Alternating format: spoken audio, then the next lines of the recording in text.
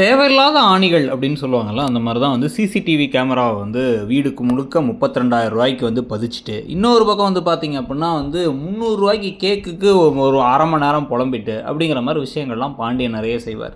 பிள்ளைங்கள சந்தோஷப்படுத்தாம, பிள்ளைங்க கையில காசு குடுத்தா வந்து அதுங்க வந்து கண்டிப்பா வீணடிச்சிரும். நீங்க ஒழுங்கா பிள்ளைய வளர்த்தீங்கன்னா, அது ஏன் வீணடிக்க போகுது? அதுங்கள்ட்ட வந்து ஒழுங்கா சொல்லி கிள்ளி வந்து, இல்ல இதான் பணம், பணத்தோட அருமை என்னங்கிறத சொல்லிட்டீங்க. அதே சமயத்துல அவங்களுக்கு கல்யாணமும் ஆயிடுச்சு. ஒண்ணும் கை குழந்தையும் கிடையாது, காலேஜ் படிக்கிற பிள்ளையும் கிடையாது.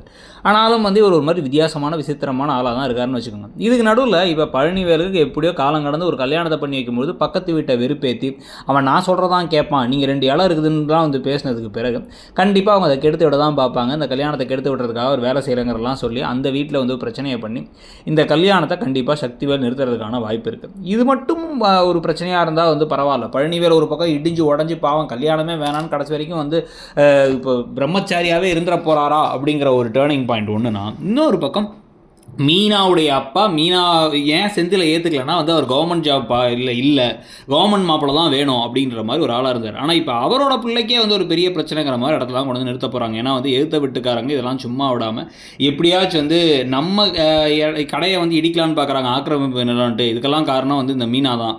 பணத்தை கொடுத்தாலும் வாங்காது, ஜென்ம பகை மாதிரி பக்கத்து குடும்பத்து பகை, ஏற்கனவே பல பிரச்சனைகள்லாம் இருக்குது.